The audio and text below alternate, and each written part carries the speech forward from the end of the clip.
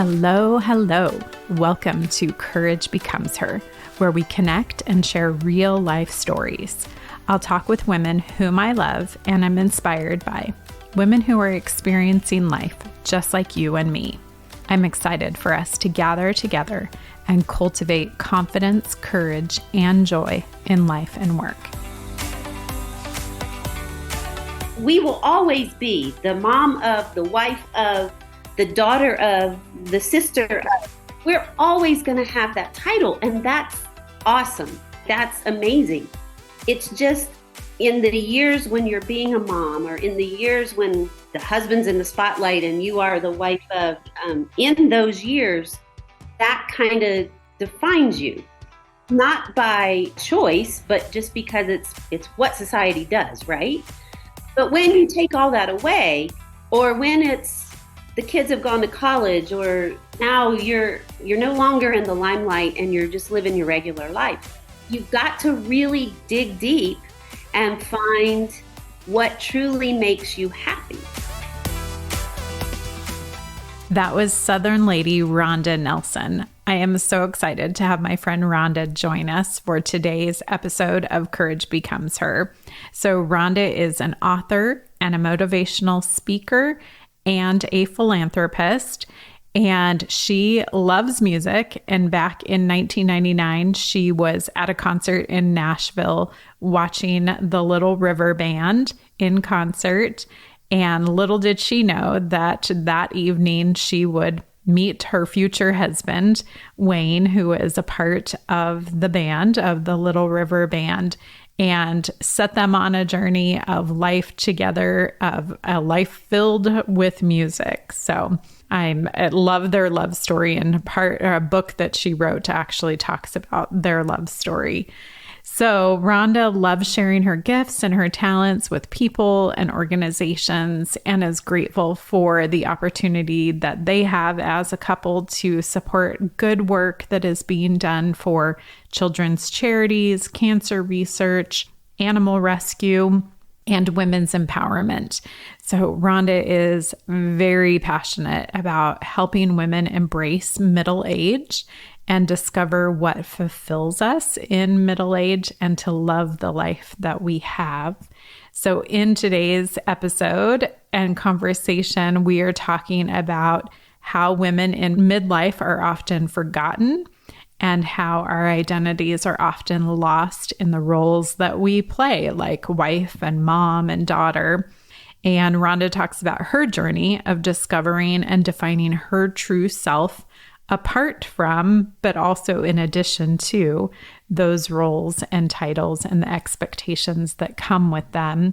And she also talks about finding contentment and happiness in this highly comparison-driven culture that is just full of making everything look perfect through our curated feeds.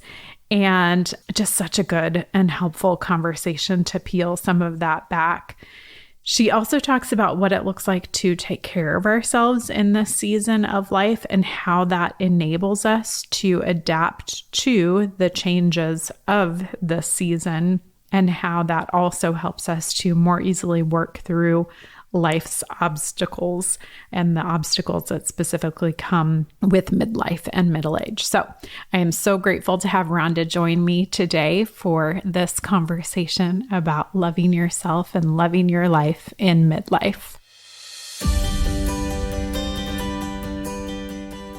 Rhonda, thank you so much for joining me today for this conversation for Courage Becomes Her. I'm really delighted to have you join me. Thank you for having me. I'm super excited to be here. Thank you. I'm excited to have you. Okay, so we're continuing our series on midlife. So we're going to talk about that in a couple of minutes. But first, let's let the Courage Becomes Her community get to know you first. So first and foremost, tell us, where is home, and a little bit about home life. So home for me is Nashville, Tennessee, Brentwood, a suburb. Yeah. And we just moved back here we moved in January. We got to settle in our home in the end of February, beginning of March.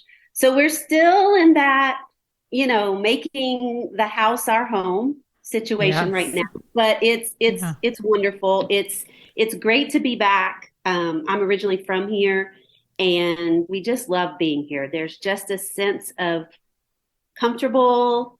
peace that we have, and it's we've lived a lot of places, but we do call this home, and so we're excited to be here. Yeah.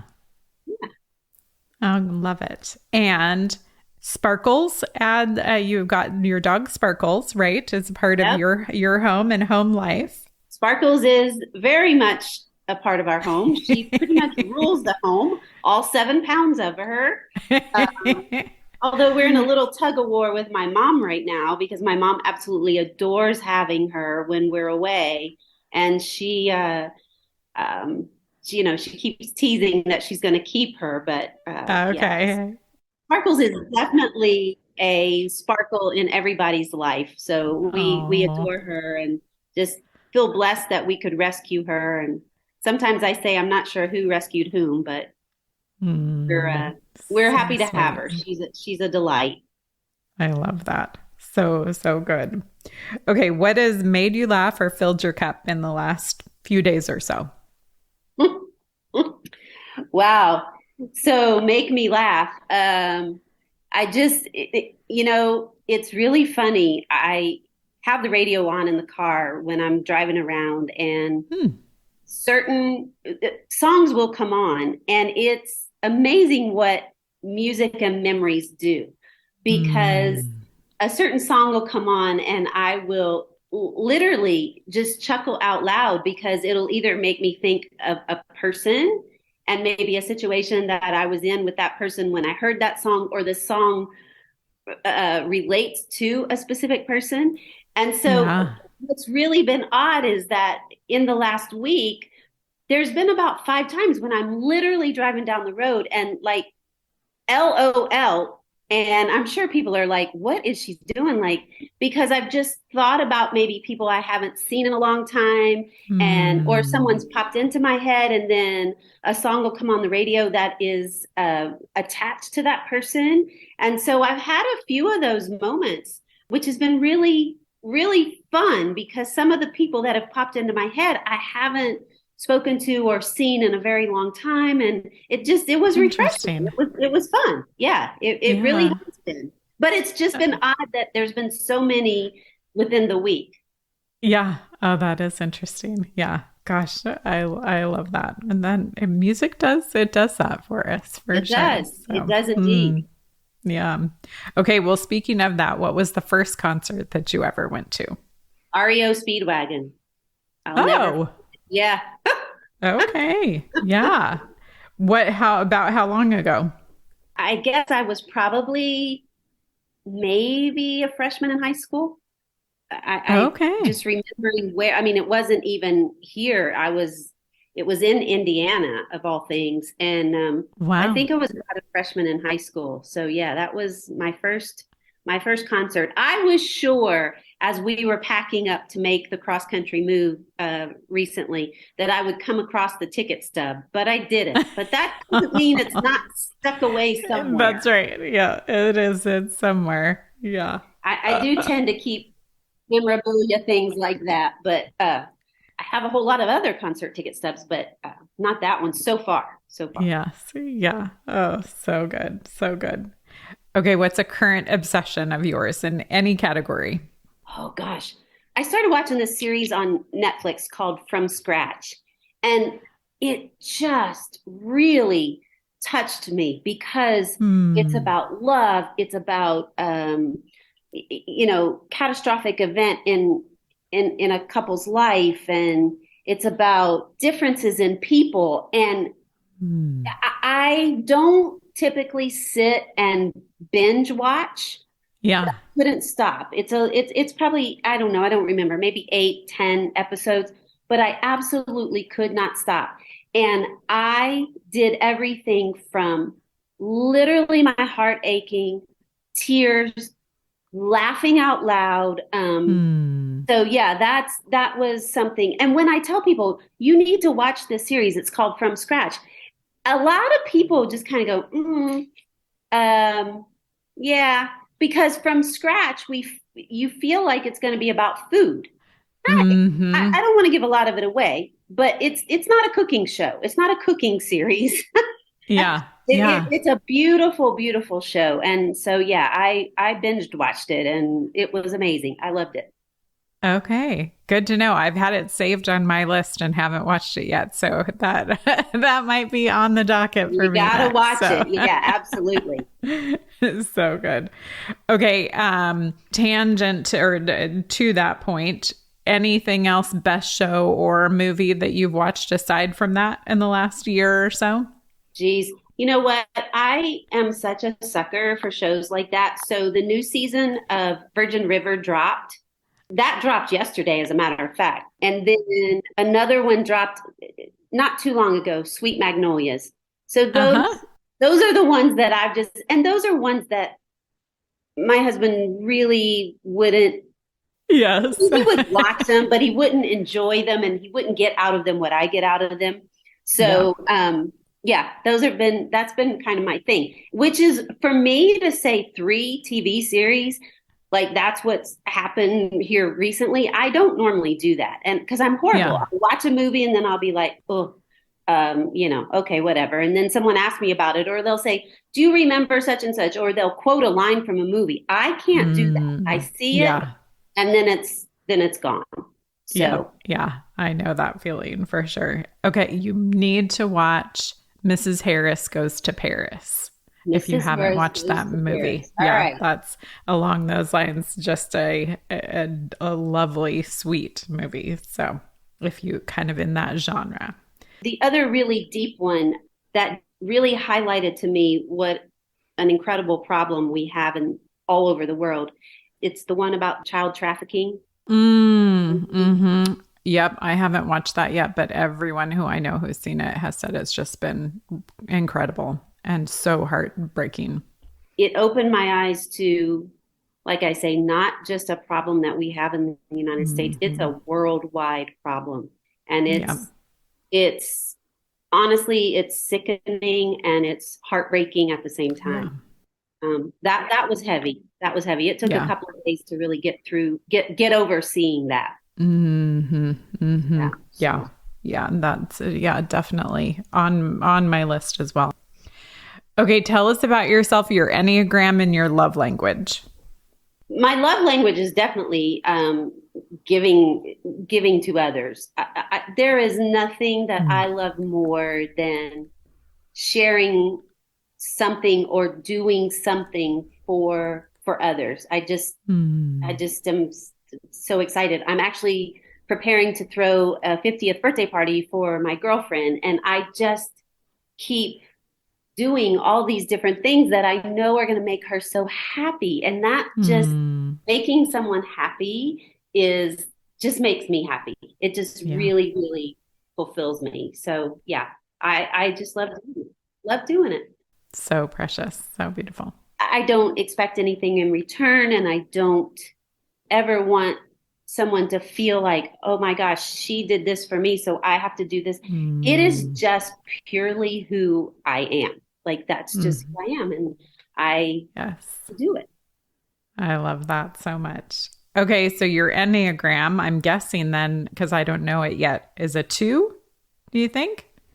Do you know what yours is? No, I don't know what it is.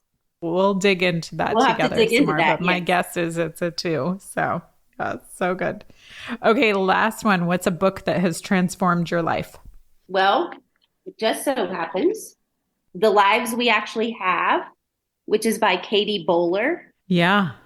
Love that. Mm-hmm. And Good Enough is the title, is also by same author. Yep.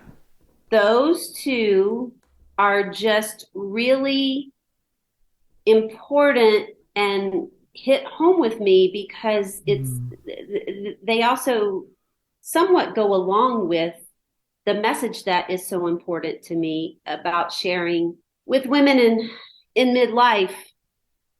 You know, everything is not perfect.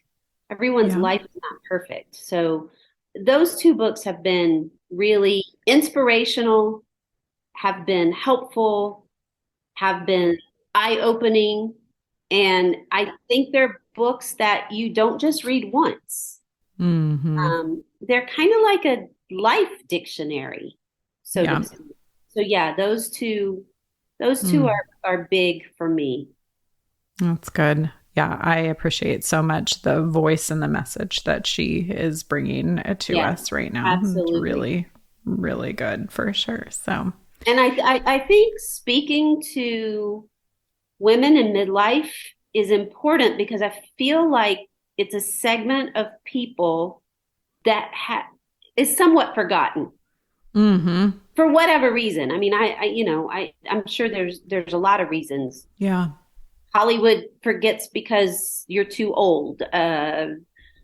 People assume that we're kind of past our prime, and Mm-hmm. not everyone uses their marketing dollars to that age group. It's either younger or whatever. And so I feel like books like that are important for people because they speak to this age group. Yes. Yeah. Yeah. They can be, and don't get me wrong, I think those books could be applicable to anyone. Agreed. Yeah. Really important for us in midlife, I feel like. Yeah. Mm. So good. So good. Well, perfect segue for us to kick off this conversation. So, you have such an incredible heart for women who are in midlife. Specifically, I think you've focused on the empty nesters, the retirement years, and you have this phrase that I just love of helping us love the life we live. So you kind of just started kind of to talk a little bit about it, but tell more about like why are you passionate about women in midlife and kind of talking uh, to those of us who are in that space. Well, it started just because, well, here I am. I was knocking on the door of midlife.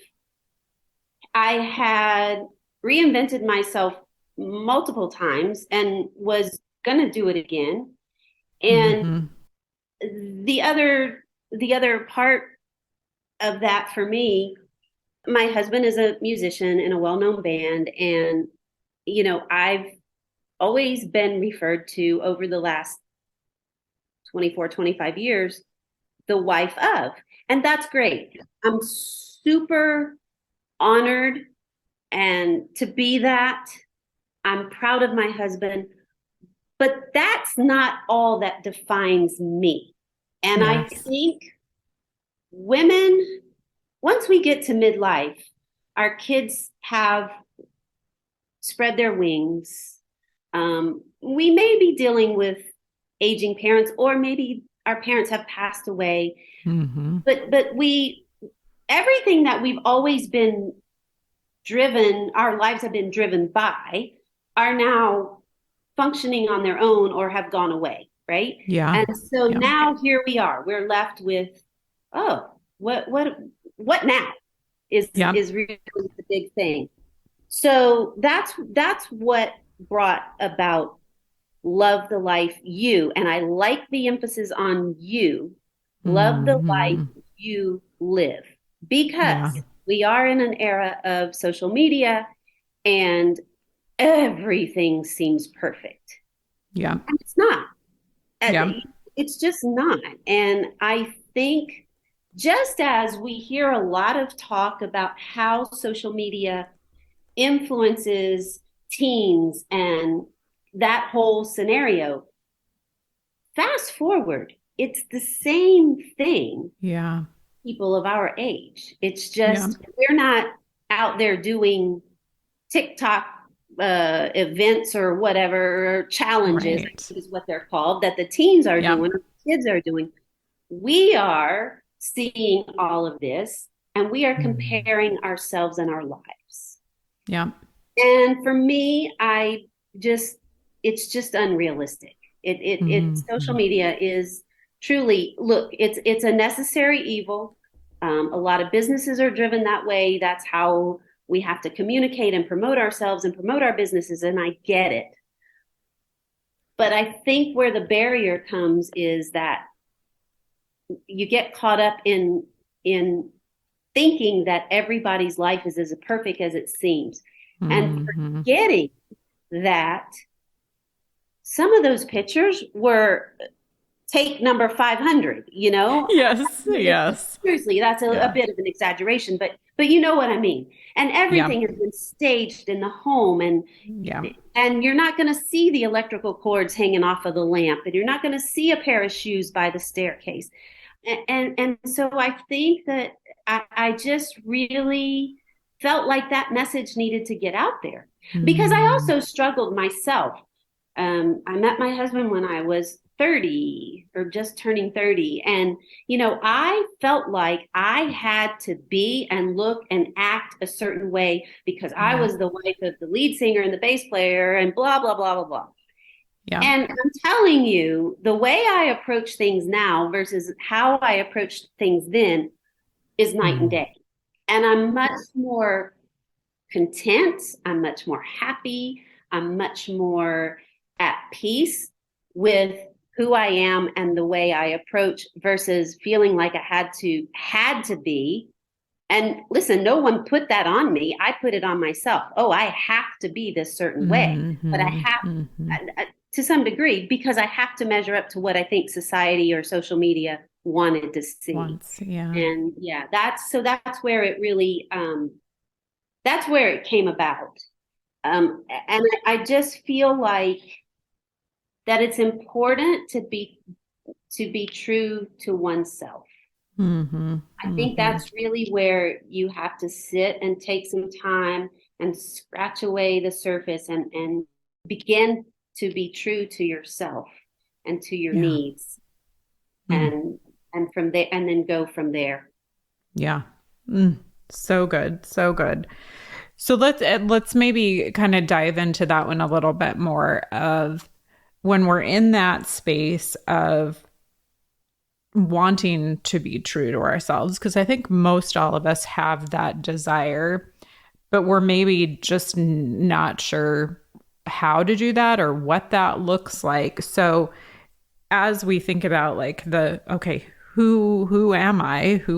How do I be true to myself? How do I even find out what is being true to myself? What do you think that looks like? What did that look like for you? Well, one of the first things is taking time for self-care, Mm, because it's not only important for my physical health, it's important for my mental health. mm, But self-care goes a long way and plays a big role, in my opinion, into how well we can adapt to changes. yeah.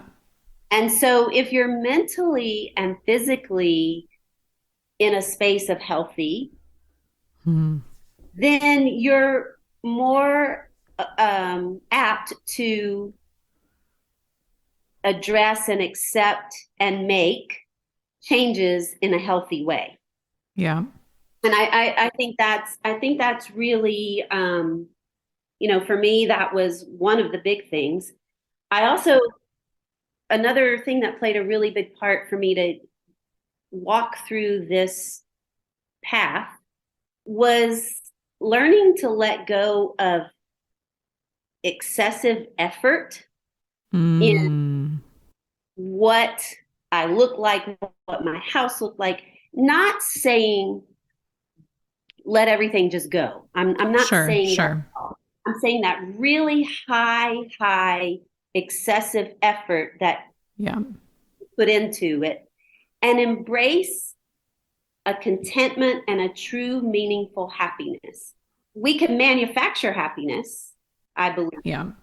but is that really true contentment and true, meaningful happiness? So Mm, that was a big, I was putting a lot of effort into being what I thought I had to be. And it was yeah. exhausting. It was physically and mentally exhausting. And when I Yeah. got to that age, or to this age, I realized I don't need to put that, I'm okay. I don't need to put Mm, that much effort into, I can spend that energy on meaningful happiness. yeah. Yeah. Um, Yeah. but Mm, I think you have to also really make conscious decisions to pursue what meaningful happiness is. Yeah. Yeah. And you have to have the tenacity and the desire to work through obstacles because it's not just going to come and lay out for you. Right. Yeah. You have to you have to have that tenacity to work through those obstacles that are probably going to arise. And I think the other really big thing for me, this one was tough. Look, I will talk to a tree. If anything will listen or talk back to me, I will talk. And even if it doesn't talk back to me, I'll still talk. To a dog, a cat, I'll talk. And I love and need to be around people. But what I realized and what I had to learn to do was embrace the fact that the quality of my friendships was much more important than the quantity of my friendship. And I think that's a natural thing we sort of learn as we go through different ages in our life. Yeah. But it's one thing to learn it, and it's one thing to do what you need to do. And Yes. a friend told my husband and I this a very long time ago, and I use this to this day. I think of my life as a bus, and along the way, people get on. Yeah. And there will be times when I need to escort some of those people off. And there will be some people that'll stay on that bus forever. Yeah. And there may be people that get off for whatever reason, and then they get back on. And that's really the crux of it for me. I don't have to have a full bus. A long time ago, I probably would have given you a different answer. Woo-hoo, the more the merrier. Yes. But you start to see who really should be there and who maybe needs to get off your bus. So that's good. So good. Okay, there are a couple things I want to come back to in that, but I want to kind of first back up to what you said early on of the identity piece of we, like you said, I'm the wife of, that you were labeled as that for so long, or, so many other, or most women are, I'm the mom of. And so there's this labeling that happens for all of us in some way or another, that then when those things either go away or change or, something happens, that it's like, okay, well, who am I? Like, what is my identity tied to?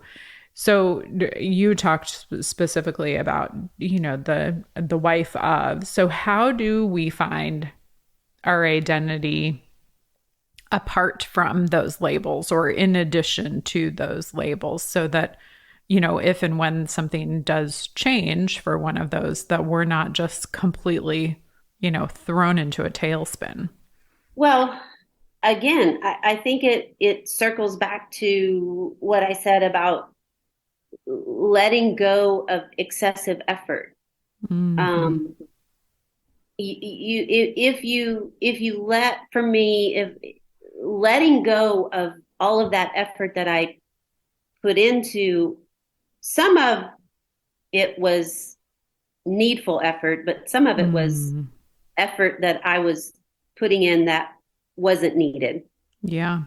If you let go of that and step back and see who you are, again, who you really are to yourself. Yeah. I think then you can begin to make those decisions about what makes you happy. Yeah. What do you want? And I do want to clarify something too, because there is this that we will always be the mom of, the wife of, the daughter of, the sister of. We're always going to have that title, and that's awesome. Like, that's amazing. It's just in the years when you're being a mom, or in the years when you are the husband's in the spotlight and you are the wife of, Mhm. in those years, that kind of defines you, Yeah. not by choice, but just because it's what society does, right? But Hmm. when you take all that away, or when it's the kids have gone to college, or now you're no longer in the limelight and you're just living your regular life, Yeah. you've got to really dig deep and find what truly makes you happy, because you may not have ever put that first in the Hmm. past, Hmm. because you've always suppressed that. And sometimes it takes a long time to figure it out. Yeah. And sometimes you may figure it out more than once. I mean, like I said, I've recreated myself multiple times. It's Hmm. not, some of it was because I chose to, some of it was because we were in doing something different and moving onto a different chapter. So it's not like a light bulb, in my opinion. It's Yeah. almost like a puzzle. Your whole life is a really big puzzle. And then when these little sections get completed and they kind of spread Mm. away, and now here you are. Now you've got to concentrate on your own puzzle, the puzzle of Yes. you, so to speak. Yeah. So good. Hello, friends. Thanks so much for listening to today's conversation with Rhonda. I just want to interrupt super quickly to ask you to think of that woman in your life who is struggling with her identity in midlife, figuring out who she is, what's important to her, etc., and just pass on today's episode to that woman in your life. So please think of a woman today who you can share today's episode with. And again, so grateful to have you here and listening in. And let's get back to the conversation with Rhonda. Okay, so you talked about contentment and you said like you are much more content, much more happy. And I think you've kind of clued us into some components, at least, of how that happened. But is there anything else that kind of led to you being in a space of greater contentment, greater happiness that we haven't yet talked about? I think it just really started because I decided, I had this thought that I wanted to write a book, Mm, and I I did it, and I'm glad I did it, but that was really the turning point for me, because I mm, realized I don't have to just be over here in the shadow. mm. I can I can still be the supportive person over here, Yeah. but there's all these things that I want to do, and I should do them, and I am going to do them. Mm, So that was kind of really, and I wrote that book. Well, it was in 2016, so ever how many years ago that was. okay. Yeah. So that was when I really realized it's okay to make to fulfill the things that I want to do as well. Hmm. You've got to do that balance. But I think women, when they agree in their minds to say, it's okay for me to do the thing or things I want to do to create Yeah. internal happiness for myself, there's nothing wrong with that. Yeah. I mean, it doesn't mean you're shutting the door on everything else in your life or the people in your life, or you're not going to continue to be the mom of, the wife of, the sister of, the daughter of, whatever. It doesn't mean any of that. It means that you've learned to separate and you've given yourself permission to find the other true things that make you happy. Hmm. So good. I think, I mean, that goes back to, your comment of that midlife women tend to be forgotten. And I think that like to me, there's a connectivity there that when we can identify that we have our own gifts, our own talents, our own areas that we can bring, purpose and meaning to people beyond just ourselves or our family, like that enables us to dream and to make goals and to, kind of identify like I have these gifts and talents that I can tap into. So I love that so much. I think there's a big piece in that for whatever reason, it's like we stop or maybe don't even start like dreaming for ourselves of like, Right. okay, what are goals that I have for me personally? Maybe they impact my own family as well, but it's, what is that's burning in my heart? And I truly believe it's not selfish. It's not a selfish thing to do. I think that's hard for women to get past. It's okay to do it. And the other thing that is interesting, and as I've talked to people in the past and I've experienced this just personally, it gives your spouse, your children, your family, it gives them a reason to be proud of you. Yeah. As Mm, we're always the one cheerleading for our families and the one that's there, and kind of for the most part, I mean, I won't say women are the only ones that are the glue to hold families together, but we do. I sure. mean, we bear a lot of that responsibility. And Yeah. so we're always the one cheerleading. It's an awesome feeling for them Mm, to cheerlead for us. And it's an yes. awesome feeling for us to receive that gift of praise. It, Yes. Yeah. it really is. So it's been interesting to experience that. When I wrote the book, I said I'm going to write a book, and I did it. And it was Mm, my husband was blown away. He said, "I had no idea you had this in you." Been married for at that point 17 years, and he said, "I had no idea." And I said, "This is just the beginning. Just wait. There's that's right. more fun things to come." Yes. Oh, that's so good. I love that. No, you're so right. I mean, I'm sure you have personal examples as well, but I can think about things that for my own mom, that it's like, I love seeing her succeed in, whether it's career things or, other personal life accomplishments. It's like, oh my gosh, that's so awesome. And it's motivating to me too. It's like, Right, okay, here's exactly. this 70-plus-year-old woman who, is still making things happen and, out there doing stuff. And that's huge for us to like, we're seeing, women model the way for us. So Yeah. I love that. Yeah. So good. Okay. One more thing that you talked about that I think is really critical. Basically say like, anticipating change, anticipating obstacles. And I think that we can have a tendency to get hung up on that of like, we've spent however many years up to midlife, like constantly changing, fighting battles, learning how to navigate this changing seasons of life. And we kind of maybe get to that place of like, can things just settle down for a little bit? But I think it's important, your reminder to us that, that's not necessarily going to be the case, that there still will be, challenges and obstacles. And in some senses, maybe even more so, especially as we think about, physical health in later years. So kind of what would be your encouragement to us around, anticipating change and obstacles?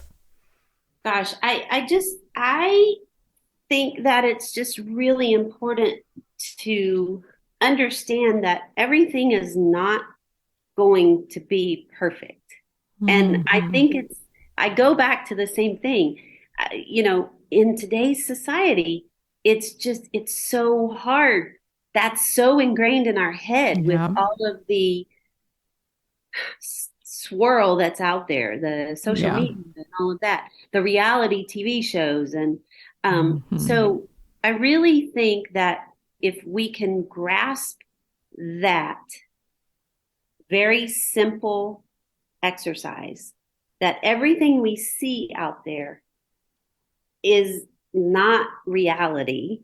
Some of it Yes. is, don't get me wrong. I'm not saying all of it isn't, but a lot of it Yeah. is Curated, staged. Yeah. yes, absolutely. So if we can Yeah. understand that, I think that goes a long way in knowing that Hmm. there's going to be bumps in the road. And Hmm. I'll go back to the other book. It's the Lives We Actually Have, which really acknowledges that our lives are going to be messy and chaotic. Hmm. And messy can mean a whole lot of things. It doesn't have to be dramatic. I mean, Yes. it can Yeah. just be, you've got a crazy schedule for X amount of time, or you've got Yeah. construction going on in your house. It doesn't have to be super dramatic. But then we Yeah. also have to realize too that we are coming into a season of life where we will start to possibly have health issues and Hmm. or see friends that'll go through things. And, you know, whenever you can try to find the blessing and the good out of Mm. everything that comes your way, Yeah. I think you go a lot farther in dealing with those things or in the ways that you deal with them. Hmm. A really quick example is this. My father passed away when I was 10. My Mm. mother remarried probably 5 years after that to a person that I've never referred to as my stepdad. I've always referred to him as my second dad because he was absolutely amazing. Mm. And then fast forward, he passed away. And I've always said, while those two things really affected me, and, I just hate that I didn't get to share so many things with either one of my Mm. dads, that I missed Mm. out on all of that. And I could hum and haw and mope and be really sad about that. But what I chose to do with those is to say, had those things not happened to me, I would not have been in the position or the mindset when I met my husband to go through this life with him. Mm. And what I mean by that is my husband lost a daughter. And so there were things that we connected on. And so Yeah. while it sounds really bizarre to say, I feel blessed to have that path in my life. It allowed me to understand what my husband Yeah. had gone through and was going through. So I really try to see the good in it, even Mm. when the good may not be very pretty, you know? Yeah. Yeah. Um, Mm. that's, that's what's gotten me through. Yeah. It really has. I love that. Yeah, that experiential wisdom that and compassion that grows because of Yeah, those situations. Yeah. absolutely. Mm. And it doesn't, and I don't necessarily think that everybody has to have a tragic thing Sure. happen in order, there can be all kinds of bumps in the road. Yeah. But if you continue, if you try to find something good out of it, then Hmm. I think it keeps you from just being angry and negative all the time. Mm. But I just always believe that for whatever I've been dealt, God will provide a blessing as well. And Hmm. that's kind of how I choose to maneuver this season of my life. Yeah. Yeah. Mm. So beautiful. I love that and appreciate that so much. Well, thank you for sharing your wisdom and your experiences with us. So, our last question: who or what is inspiring courage in you right now? I have to say, right this very minute, it's my husband because he is truly my biggest fan and cheerleader. And I am at a crossroads where I'm going to yet again reinvent myself and tackle some passions that I've had. And I will say there are days when I say to myself, why am I doing this? Mm. Who is going to want to see it, or who is going to want to hear it, or Mm. all these things. And he's kind of my grounding force, um, Yeah. that says keep going. you've done this before. You can do it again, and turn that voice off in your head and move forward. So right now, that's the one. Good. Yeah. No. Oh gosh, that's definitely inspiration for sure. So good. Thank you so much for sharing with us today. I appreciate it Thank so much. you. This has been just an absolute honor and a pleasure. And I just love the messages that you're putting out are so welcomed and so needed. Thank you. I appreciate that so much. Well, thanks for joining me today. Thank you.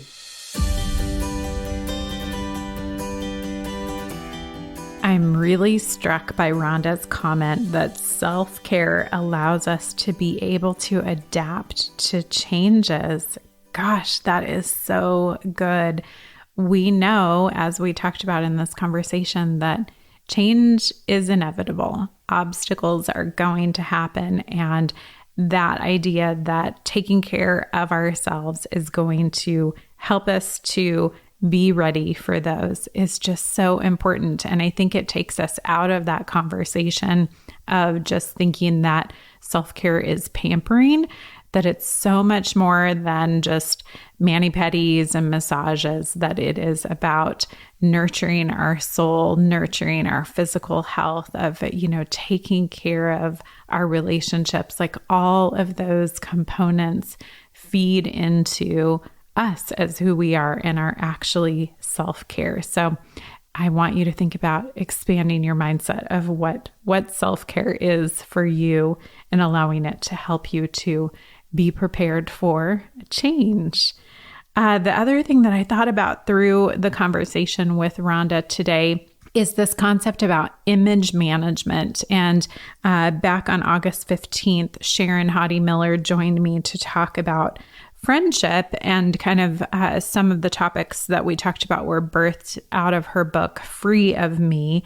And one of the topics that she talks about in Free of Me is this concept of image management and how we feel like we have to, curate a certain image of ourselves. And Rhonda talked about that today. So if that's an area that you're struggling with, which, yes, raise your hand, because we pretty much all are in some way or another, I want to encourage you to get Sharon Hodde Miller's book, Free of Me, and at the very least, take a look at that image management chapter, if not the whole thing. So thanks so much for joining us today, and we will be back next week for another conversation about midlife.